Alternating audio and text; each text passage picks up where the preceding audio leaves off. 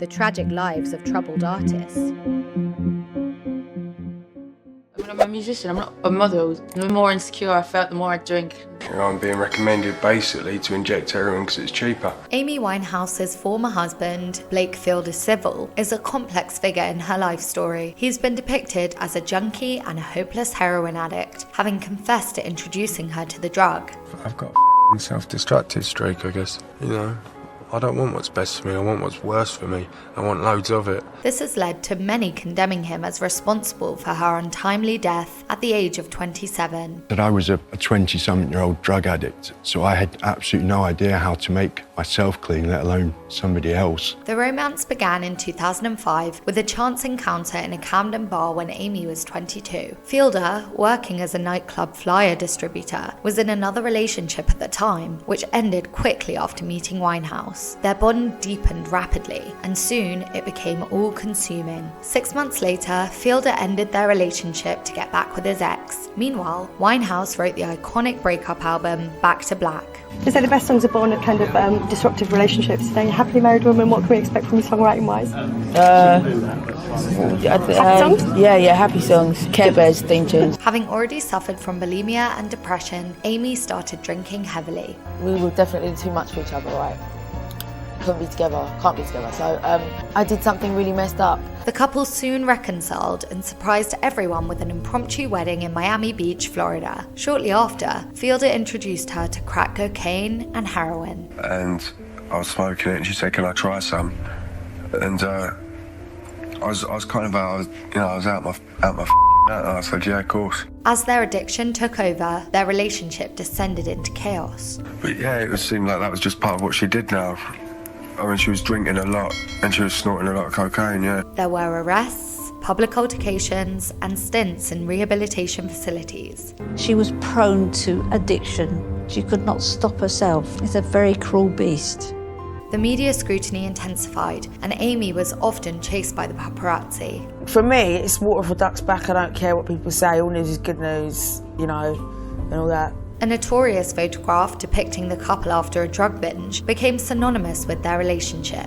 In 2009, they parted ways, with Fielder claiming it was to free Winehouse from the scrutiny of the tabloids and silence her father's accusations of manipulation. You can't sustain love for each other when you're constantly fucking fighting over a bit of gear. Fielder maintained an on and off relationship with Winehouse until his incarceration for burglary and firearm possession. We loved each other intensely and probably, in a really, really unhealthy, codependent way. However, by the time Fielder was released from prison, Winehouse was dead from alcohol poisoning. You got to come home.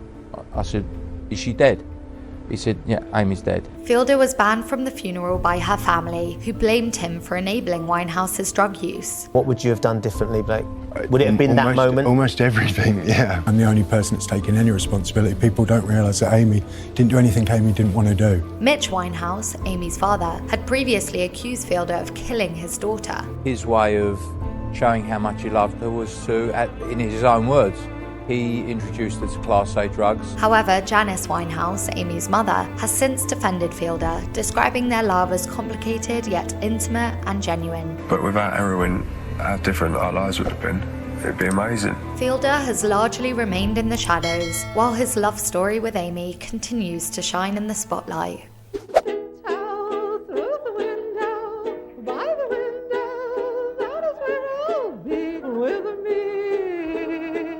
Tiny Tim was the unconventional artist behind this eerie tune. But did you know he died on stage after performing it?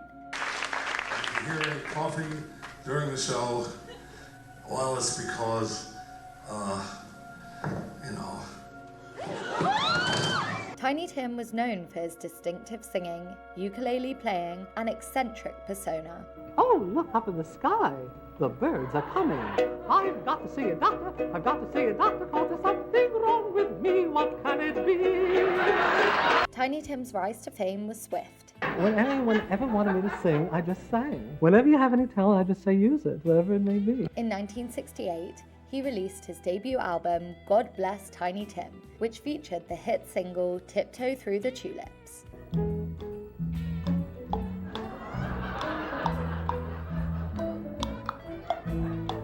The song reached number 17 on the Billboard chart, showcasing Tiny Tim's signature high-pitched voice, which was polarizing at the time. Although many found him strange and made a mockery of him, he was undeniably captivating, and people wanted more. One eye is brown. The other eye is brown. His success continued with his second album, which earned him a Grammy nomination. Goodness gracious, grateful. In addition to his music career, Tiny Tim was a familiar face on television. Are you married? Put that down as a no. His marriage to Miss Vicky, broadcast on The Tonight Show starring Johnny Carson, drew an audience of over 40 million people. Oh, won't you come and love me? Oh, pretty Vicky mine. She was just 17 at the time, and he was twice her age. You say I'm your special treat. Why? Because you love me. However, their marriage didn't last long, and neither did his moment in the spotlight. His later records didn't achieve the same level of success as his early work, and he eventually resorted to performing at the circus. Tiny Tim spent years trying to make a comeback, performing until his final breath. At the age of 64, doctors strongly advised him not to perform again after he suffered a non-fatal heart attack during a ukulele festival. Despite the warnings, Tiny Tim chose to return to the stage just 2 months later in Minneapolis. Although he was feeling unwell, he insisted on performing so as not to disappoint his fans. Give me all you've got till I scream I've had enough. Determined to give his best, Tiny Tim began his performance.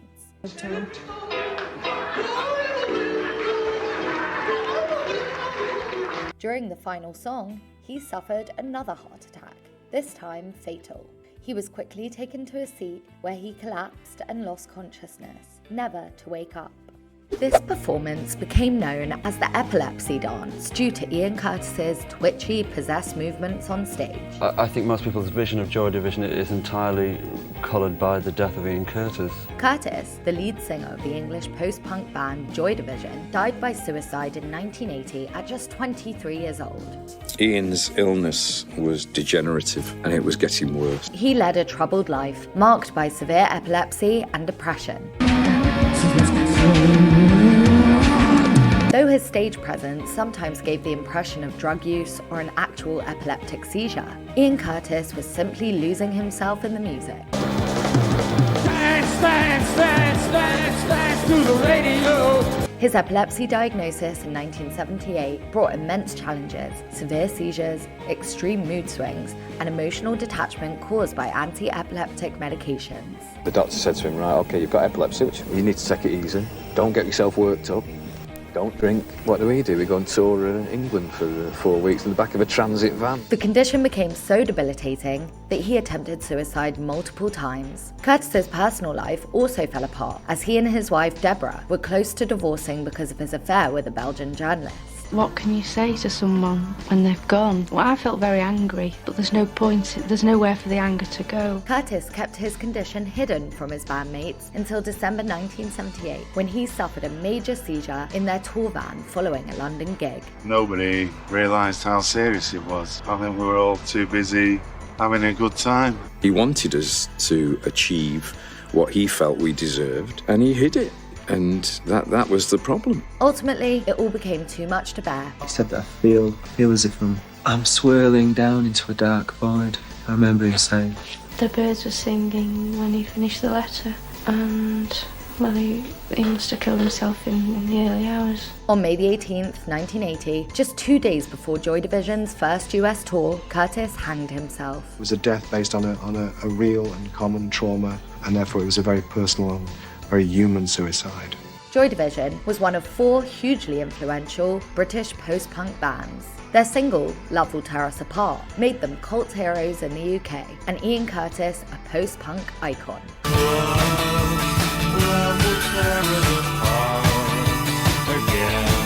In the wake of Curtis's death, Joy Division's surviving members reformed as New Order, a group that would go on to define the sound of the 1980s.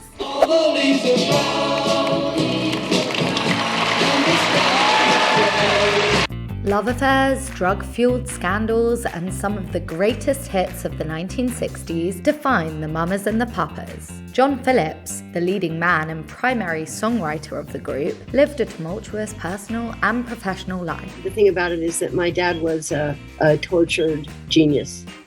He left his first wife to marry Michelle Phillips, and their union led to the creation of the iconic band. However, behind the scenes, chaos ensued. John is having some emotional problems right now. Michelle, a believer in free love, engaged in numerous affairs after marrying John. And then, of course, it didn't help that Denny and I had an affair, and that kind of upset everybody. Most notably, she began an affair with Denny Doherty, the group's other male member, which caused tension within the band. The situation deeply affected everyone involved, particularly Mama Cass Elliott, who had unrequited feelings for Denny. I betrayed John, and I betrayed Cass, my best friend, and Denny betrayed his best friend, and he betrayed Cass, who was in love with him, and it was very messy. The strain eventually proved too much, and John and Michelle divorced in 1969. John then spiraled into a haze of drug and alcohol abuse that ended only after he served a prison sentence. Yeah, well, it turns out that, finally the doctor who was treating me said, none of this will stop until you stop, because everyone's trying to emulate your behavior to get your attention. Years of substance abuse took a severe toll on his health, and he passed away at the age of 65 from heart failure. I believe that he was a man who was ravaged by drugs and alcohol. Following his death, his eldest daughter, Mackenzie Phillips, made a shocking allegation. She claimed to have endured a decade-long drug-fueled incestuous relationship with her father. My relationship with my father was not consensual. What I've learned is that there is no such thing as consensual incest. According to Mackenzie, the relationship ended only after she became pregnant and underwent an abortion arranged by John. I loved my father. I absolutely loved my father, but he wasn't a good man. She was able to regain her sobriety and rebuild her life only after 11 stints in rehab. Me forgiving my father allowed me to have freedom. Though her accusations were met with skepticism, they cast a dark shadow over John's legacy. It was over, and it was too late to say anything about it. It seems to be the story of my life. That I don't realize how important things were to me until it's too late to make amends, really. Cass Elliott, affectionately known as Mama Cass, was the heart and soul of the group. Everybody knows I'm Mama Cass. With her radiant smile, magnetic personality, and unforgettable vocals, she became a powerhouse. Dream a little dream of me. When Denny suggested adding Cass to the group in 1965, John initially resisted, believing her weight might harm their image. Despite her success, she was constantly fat-shamed and desperate to lose weight. I hadn't been able to eat anything. Ordinarily, I know you wouldn't think that was such a hardship for me. Though she managed to shed 100 pounds from her original 300-pound frame, this drastic weight loss caused complications, including a stomach ulcer and throat issues. My blood sugar level dropped or something, and I just sort of tipped over. Tragically, she died in her sleep of a heart attack at the age of 32. She died of her own weight. Her involuntary muscle system just stopped going, and she stopped breathing. Despite their complex legacy, the music of the Mamas and the Papas will remain unforgettable. Singer Duffy was once a shining star until she disappeared from the spotlight without explanation. Right now, I'm maybe too afraid. Over a decade later, she opened up about a 4-week ordeal during which she says she was drugged and taken to a foreign country. In her detailed written account of the ordeal, she doesn't name her attacker, but reveals that the experience forced her into hiding. You can be whatever you want to be. You can choose whichever life you choose. Duffy had the UK's best-selling album of 2008 and won 3 Brit Awards and a Grammy, but she virtually vanished after releasing her second album in 2010. She's Welsh, I'm Welsh, and she's she's a really, really good young singer and a great songwriter. She recounted how the ordeal began on her birthday, when she was drugged and kept under the influence while being transported to a foreign country, where she remained for the next 4 weeks. I'm gonna keep it together for this one. According to Duffy, she had no recollection of boarding the plane and only regained awareness in the back of a moving vehicle. She said she was placed in a hotel room where her attacker later returned and assaulted her. There's a version of myself out there that's full of fear, that doesn't know what she wants. There's a version out there that's decided to not allow myself to be fearful. She explained that she flew back to the UK with the accused, but immediately felt that her life was in danger as he made threats to kill her. Because of this, she believed it was unsafe to go to the police. Do any of us really look at our lives? Don't we just carry on? Don't we just not look back? Duffy later confided in 2 female officers. First, when someone attempted to blackmail her with information about the attack, and again when 3 men tried to break into her home. She also admitted to having considered changing her name and appearance and disappearing to another country altogether. Being young, feeling trapped, wanting to let loose, I think. Duffy feared that revealing the truth would emotionally destroy her life, yet hiding it was causing her even greater harm. For me, I don't really know where I'm at. Ultimately, she stated that she was now ready to leave the past behind, hoping that people would no longer ask what had happened to her, because now they knew. I can excuse myself in saying I was still learning about other things in life. She ended by expressing that she finally felt free. What do you think? Let us know in the comments.